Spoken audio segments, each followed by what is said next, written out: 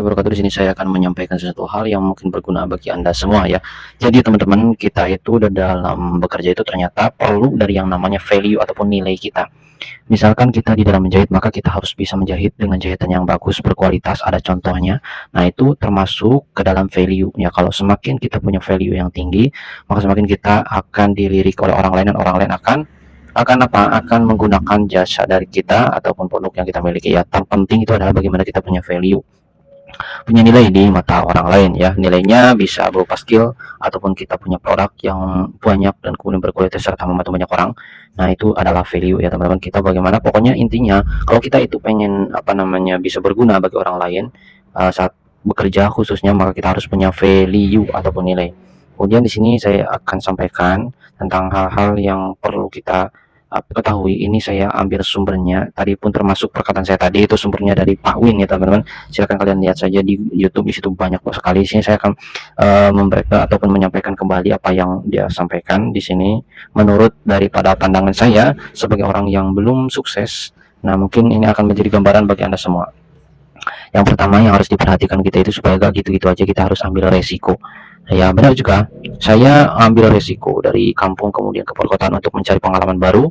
Akhirnya beneran saya mendapatkan pengalaman baru, bagaimana caranya supaya saya ini bisa apa namanya berkomunikasi dengan orang lain, kemudian bagaimana caranya saya mengelola uang, bagaimana caranya saya untuk bisa bertahan dan seterusnya dan seterusnya. Ini sangat berguna sekali untuk di dalam pengembangan diri ya. Jadi kita itu harus ambil resiko ya, resiko yang sesuai dengan kemampuan kita tentunya. Kalau punya kita mengambil resiko di atas di bawah kemampuan kita, misalkan resikonya terlalu tinggi, maka mungkin itu akan buat kita menjadi stres dan mungkin akhirnya kita tidak bisa berjalan ke dalam sebuah perjalanan berikutnya dan berikutnya. Kemudian yang kedua, ketika kita yang kedua yang harus diperhatikan kita supaya kita itu bisa terus berkembang, yakni adalah dengan kita ini coba terus ya, coba terus hingga menemukan yang namanya hasil yang diharapkan. Saya ketika mendengar statement ini kemudian melihat dari pengalaman, ya memang betul ya, kalau umumnya kita itu pengen sesuatu hal maka kita harus coba terus.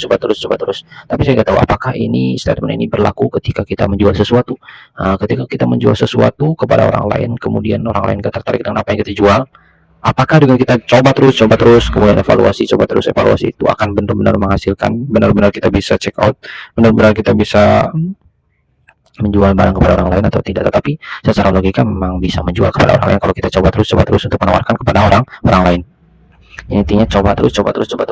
Nah, ini juga statement ini kayaknya luar biasa banget kalau umumnya kita melakukan daripada coba terus ini. Coba saja punya kita itu affiliate Shopee lah ataupun yang lainnya ya. Di situ kita affiliate, coba terus gimana sih caranya supaya kita itu bisa menjual sesuatu, bagaimana perilakunya dan seterusnya dalam kurun waktu yang lama, maka itu akan ketemu juga ya teman-teman. Jadi segala sesuatu itu harus berproses. Kalau mau prosesnya lama, kita cari tahu gimana caranya untuk bisa mendapatkan uang di online, bagaimana caranya supaya bisa menjual barang di online, itu mungkin kalau mau kita terus dalam lama-lama mungkin akan ketemu juga caranya ya teman-teman. Jadi intinya kita itu coba terus dan dalam coba terus tersebut kita evaluasi ya teman-teman. Kemudian yang berikutnya adalah fokus ya. Benar, kalau kita nggak mau fokus, maka kita akan buyar pikiran kita kemana-mana dan tidak tahu arah. Itulah teman-teman yang mungkin bisa bermanfaat bagi kalian semua. Terima kasih telah menonton.